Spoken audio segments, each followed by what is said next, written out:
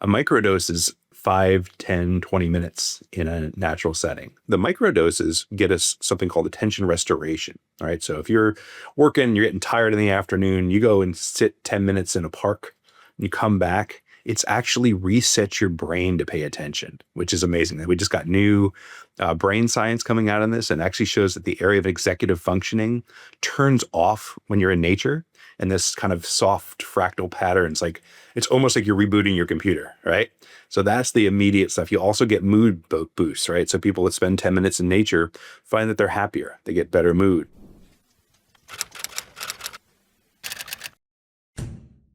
Welcome back to the 10 Adventures podcast. Today we're talking about the health and science of outdoors and nature. Here to guide us through this topic is Professor Jay Maddock. Jay is also the director of the Center for Health and Nature and the chair of the Nature and Health Alliance, as well as the editor-in-chief of the Journal of Healthy Eating and Active Living. And I don't know how he does it, but Jay also has the time to write books for fun, and his upcoming book is Texas Hikes and Brews. Hi, Jay. Welcome to the show. How do you do all this in, a regular human's weekly timetable? Hey, Richard. So happy to be here. And, I think it's when you do what you love, it makes it easy, right? It's writing a book about hiking and drinking beer is that's like being on vacation. I know the feeling. So I'm super interested. You're obviously this highly accomplished global leader around the science of physical activity and spending time in nature, how it impacts your health. But how did you get to this point? Like, this doesn't seem like something I ever heard about an undergraduate as an area to study. And, have you always been interested in this, or is this something you picked up, during your education? It's interesting. I've always been a nature person. And so growing up, I grew up in Rhode Island and had a huge wooded area behind my house. And we spent all the time out there. And the kids today, which you don't see out in nature very often, so different from me growing up in the 70s and 80s. We would be outside, and my mom had to have a cowbell to find us at night. She'd ring the cowbell to us dinner time, and we'd come back, and was a Boy Scout and kind of just grew up in nature, but didn't even think that could possibly be a career, and really have only been doing nature stuff now about 11 years. 11 years ago, I was doing a lot of physical activity research. I was at the University of Hawaii, and got this invitation to give the keynote speech at the World Trails Conference in Jeju Island, South Korea. So who turns that down, right? And so how amazing. So I go out to Jeju and I'm doing research, and I'm finding this research that's kind of disjointed around the healing effect of nature. And in public health at the time, this is 2014, no one was talking about nature access. No one. It wasn't thought of as something you do in public health. And I'm like, there's this body of research that dates back to the 80s. It shows that it's really important and good for you.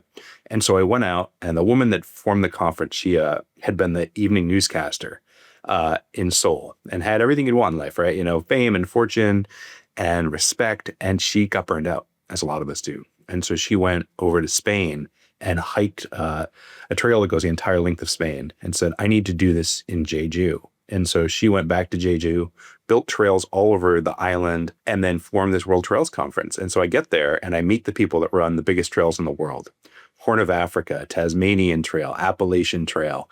And they're the happiest people I've ever met. And I'm like, wow, there is something to this. And so that's really what spurred my interest and excitement of looking at the healing effect of nature. That's incredible. And actually, I've been to Jeju, and there's this great walk that goes all the way around the outside, and my family That's said, her. You got to come back and do this. Yeah. I think it's 325 kilometers.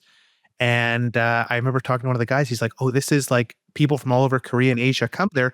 Not many Westerners, but wow, what a 1 degree of separation. Yeah. Well, I was interested. You have a PhD in psychology.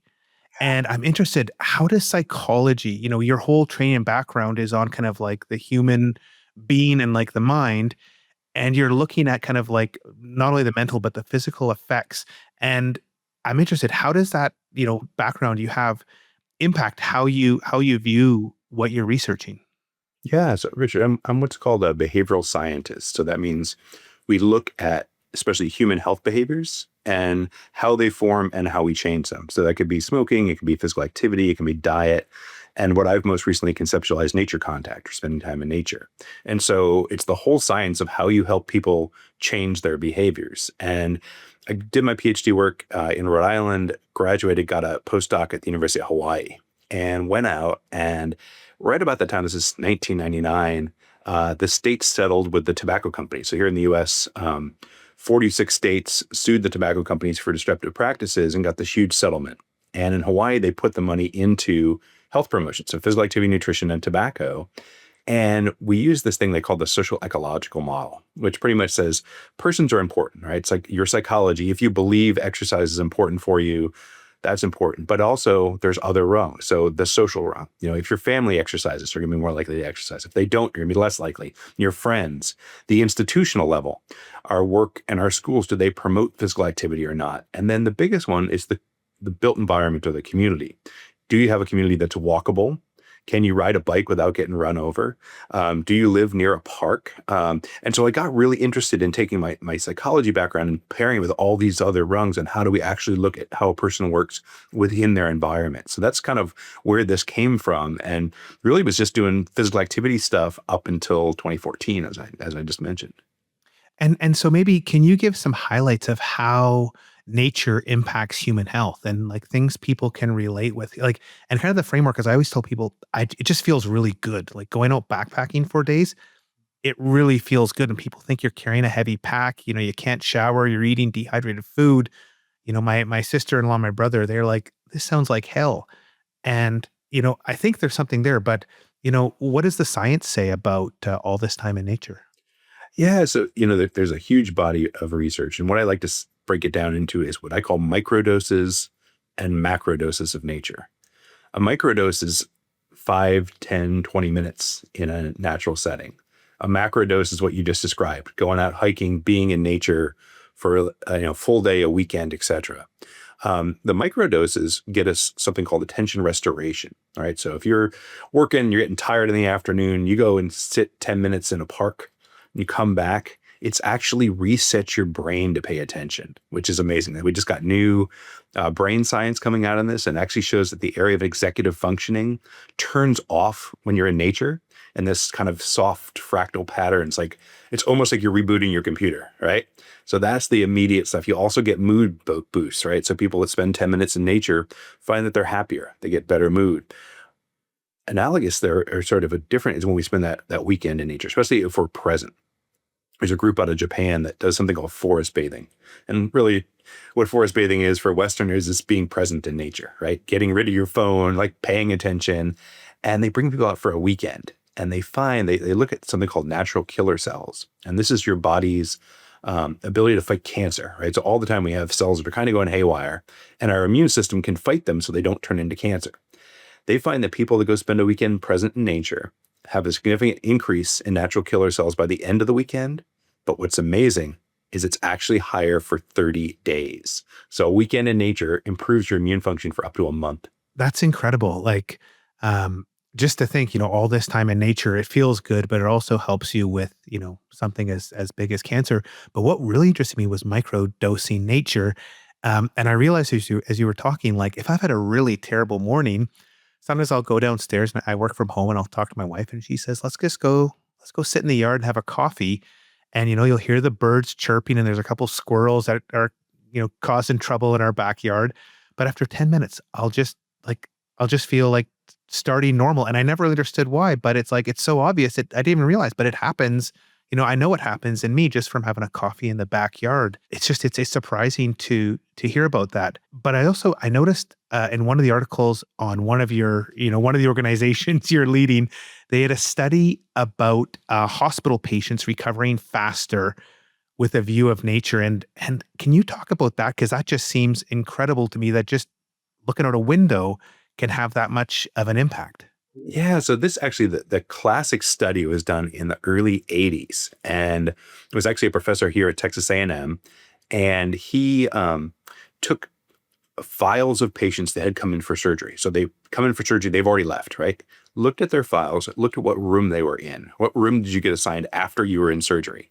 And found that the patients that got a room with a view of a park compared to a view of the building across the street, pretty much no view, got out of the hospital faster, used less painkillers, and had less post-op complications.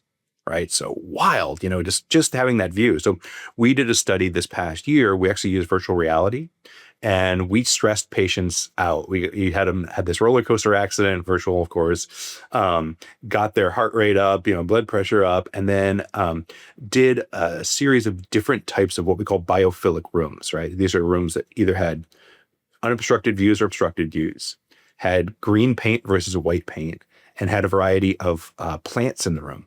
And we looked at the different combinations and which ones actually were the most restorative to people.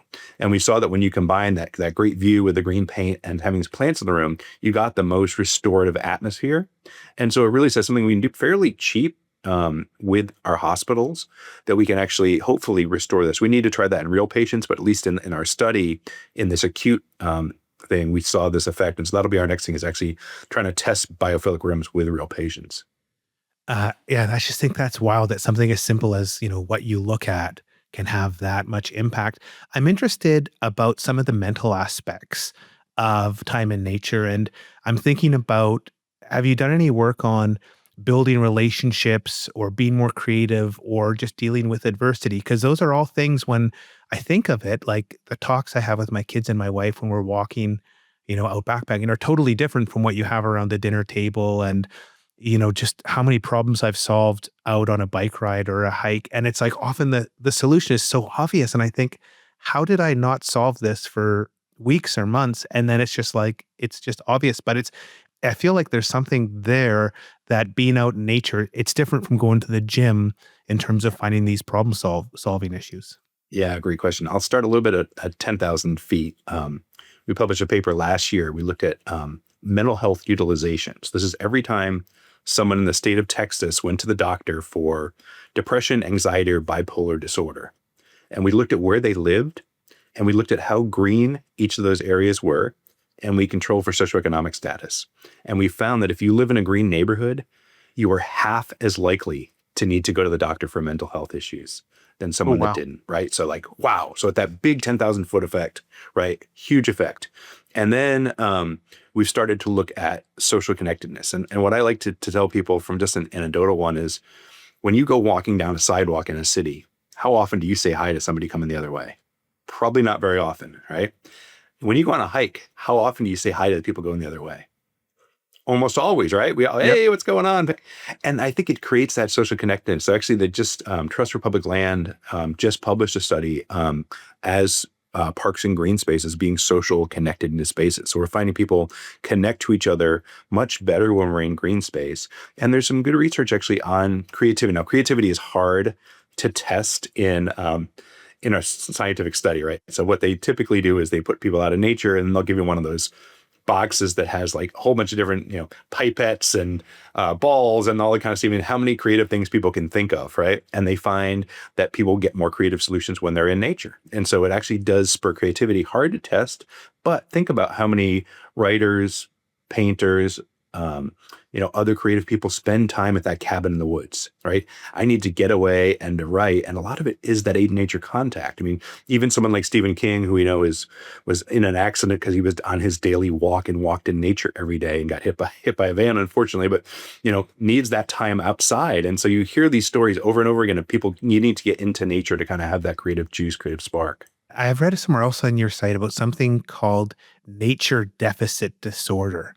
And I thought, I've heard lots of different types of, I've never heard that term, but it kind of resonated with me. I wonder if you could maybe explain that a bit more.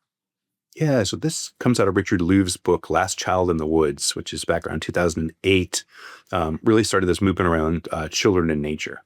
And if you look at the amount of time that our kids spend in nature now, it is a fraction of what we spent in nature as children, right? We've really lost this time outdoors, and a lot of it's fear of abduction.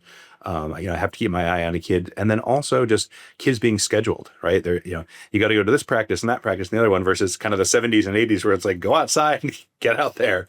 And so, this nature deficit really changes. Like, the kids don't connect to nature as much as they used to. And if we see, even just since 2012, which was the introduction of the smartphone, we have seen an increase in anxiety of about 90% in young people, and at least a doubling of depression. And so we're seeing these mental health effects that seem to be correlated with not spending enough time in the natural world.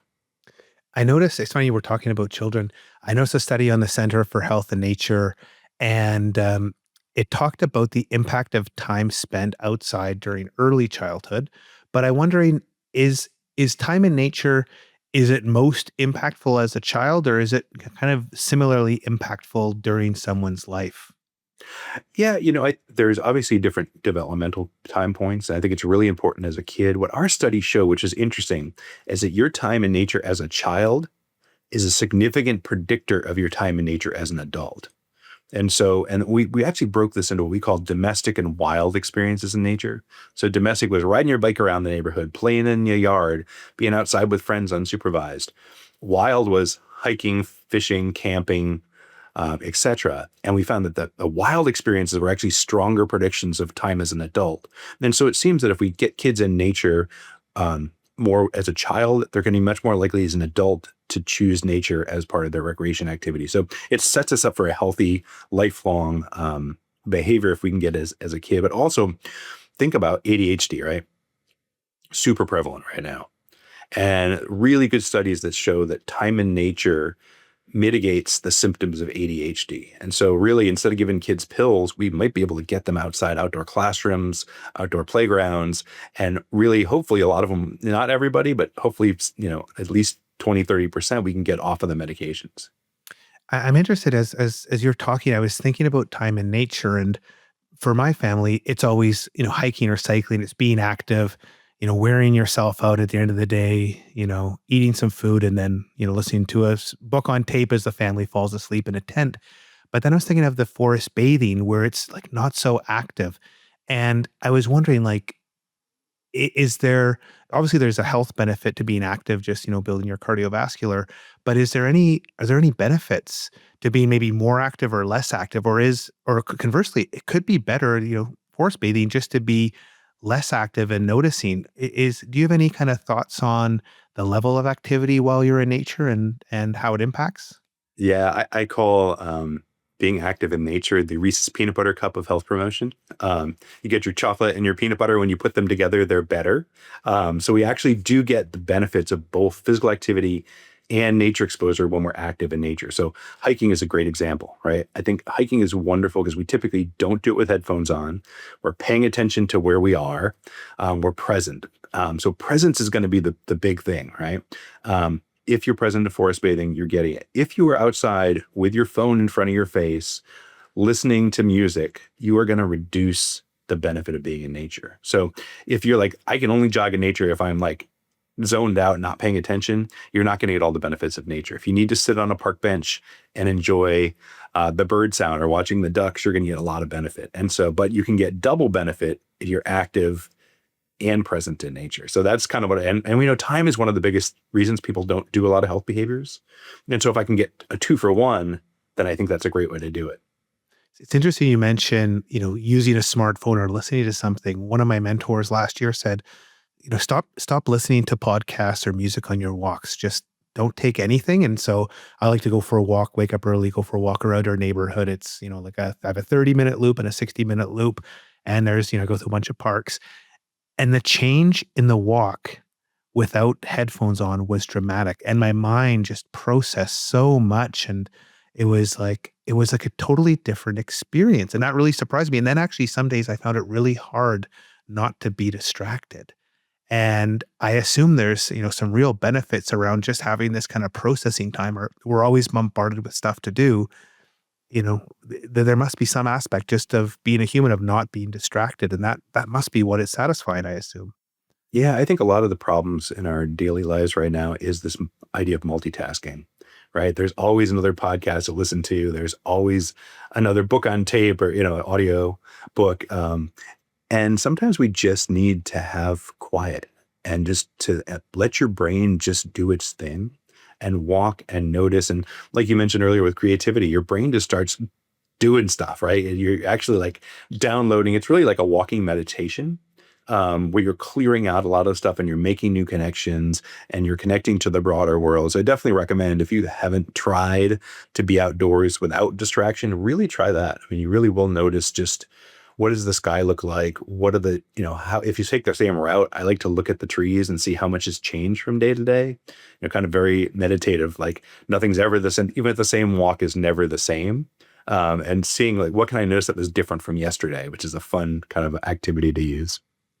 I was interested in thinking back to the microdosing and macrodosing. Um, and, I feel like myself, I really focus on these big trips, go for a day hiking in the mountains, go for a big bike ride, go backpacking.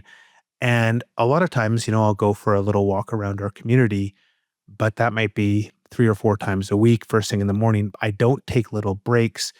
Should I be maybe defocusing on these long things and trying to do more microdosing? Like, is there a formula of how you want to fit micro and macro into kind of a regular lifestyle? Yeah, that's a great question. First of all, there are no national guidelines on how much nature we should get. And so we're working scientifically right now saying, physical activity at 150 minutes a week is pretty much adopted worldwide. How much do we need? And so it looks like, and what I recommend to people is try to get some nature every single day, at least 10 minutes a day. Try to get at least 2 hours a week in nature. So longer on the weekend, 10 minutes a day is not going to get you there. So if you can get 2 hours in on the weekend, and if once a month you can get that full day hike in, then I think you've hit what you need with nature. But that little 10 minutes, and I find for most people, it's most beneficial to try to get some mid-afternoon because of that attention restoration effect. And so when our brain is rolling down, it's like, oh, I need a little bit of something. And that, it can be as simple as doing a little bit of gardening, having some indoor plants. It doesn't need to be like, I need to sit outside. Here in Texas, it's summertime and it's hot, right? And so telling someone to go sit outside for 10 minutes when it's 110 degrees is not the best advice. But you can have that. You can have the plants. You can have your little garden, your indoor herbs, and you can kind of interact with that and not worry about being outside if it's not comfortable or healthy to be outside in that temperature. And is there like any study showing like the minimum amount of time for these microdosing? Like, is The 10 going minutes out does seem to be, yeah, 10 there's minutes? nothing Okay. less than 10 minutes that I've seen. Does it mean that 5 minutes wouldn't work? We haven't tested it. So, when you do a research protocol, you want to try to find something. And so they've definitely found stuff at 10 minutes and we haven't tested below that. Okay. I'm interested. You talked a little bit about integrating nature into this design of buildings and homes, but can you talk a little bit more about how that improves health and maybe some more examples? We talked about the hospital, but there's other aspects in terms of city design or community design that can have a big impact. Yeah, it's something we like to call nearby nature, right? And there is definitely a relationship between how often you go somewhere and its proximity to you, right? And so through design, we can get people into natural spaces a lot more. So another hospital one at Houston Methodist Hospital, which is our clinical partner, we're putting in a healing garden. Right. That garden in the space, which is important because, we talked about the reviews for the window, but actually it's more important for the healthcare workers. We have huge burnout in our physicians and nurses. And so having a green space they can go sit and be contemplative during the day that the families can sit in, it's super stressful having your loved one in the hospital, right? Be there, get that time. Courtyards of apartment buildings. If you're in a big apartment building, you probably have reduced access to nature. Is there a green space that you can be, around the pool or with a little mini community garden, something like that? If we can build that around our houses and have a little, quiet space that we can sit. Having a park within walking distance is huge. So Trust Republic Land has really been looking at this, what they call a 10-minute walk. And they're trying to get every American to have a park within 10 minutes of where they live. So easy to walk to, easy to access. We know it's a big difference between having to jump in a car and drive somewhere versus being able to walk to something and really have that nice access and feel like it's part of your community and somewhere that you belong and that you should be. It's interesting. I mentioned before we started filming, I just got back from some time in Europe. And what I was amazed is just how integrated parks are with daily life. And obviously, you have these great parks in cities like Paris and London that have been around for 100 years. But there's also little small parks and little things they're doing to make it not just some grass, but a place people want to spend time. They're putting in volleyball courts and those little petanque courts, and they're making it so you can swim on the Seine again. And then I come back, and a lot of North American cities don't seem to be anywhere on this. And what's holding back North America from starting to make, more parks and make more kind of gathering places that are outdoors in the city.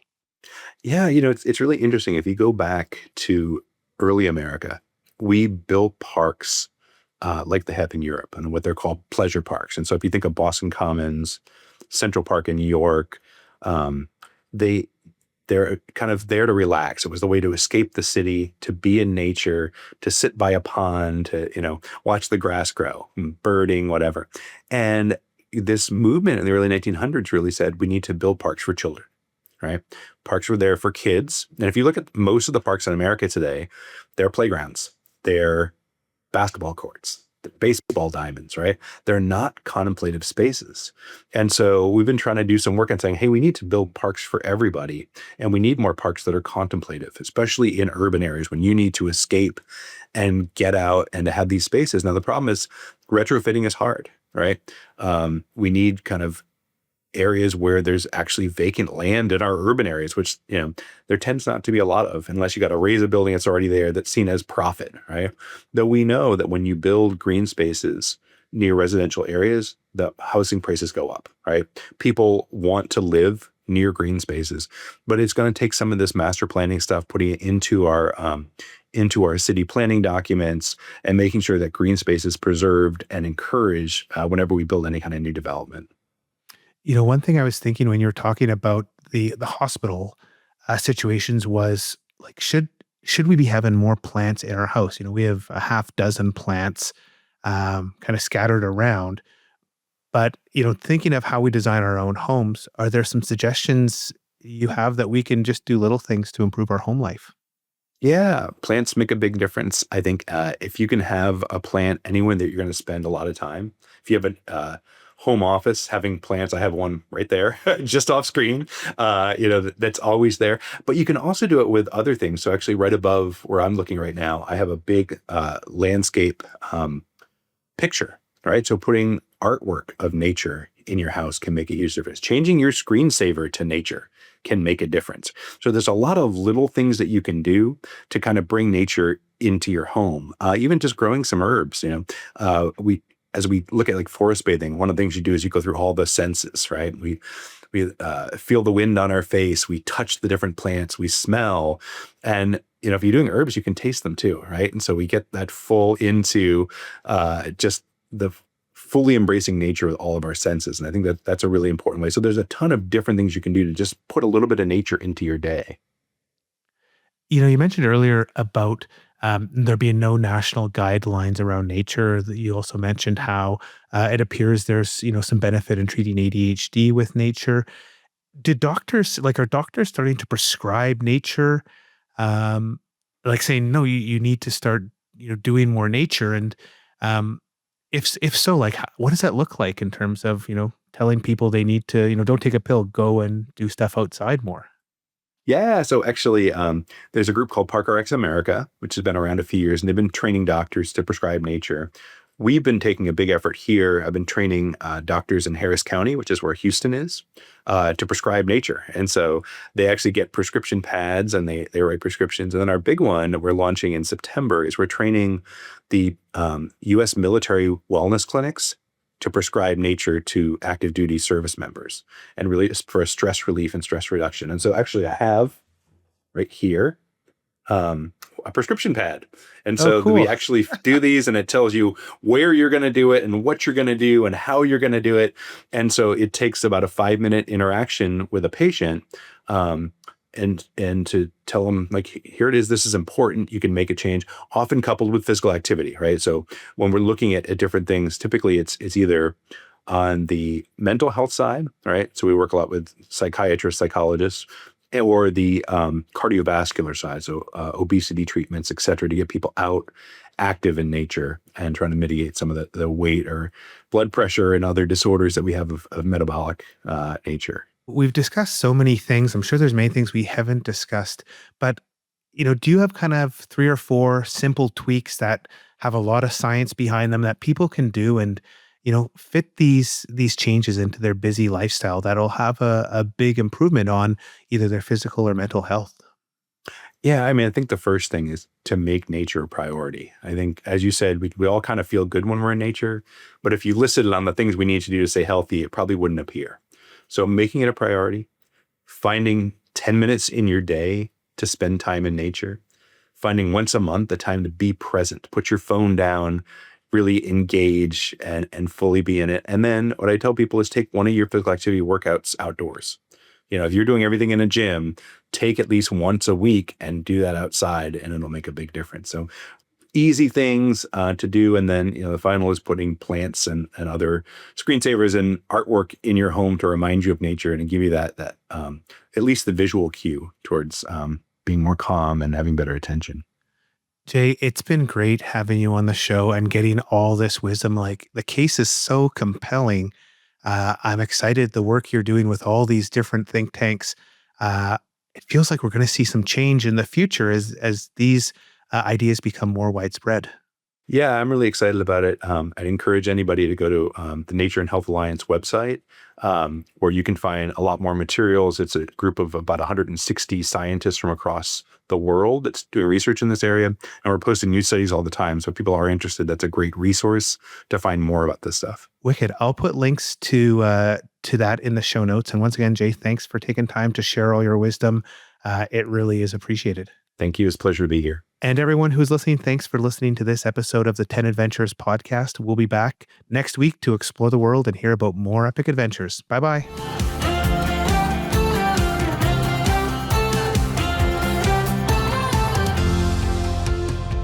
Start planning your own adventure by visiting us at 10adventures.com and listen to other episodes of the 10 Adventures podcast on Amazon Music, Apple Podcasts, Spotify, or anywhere else you find your podcasts.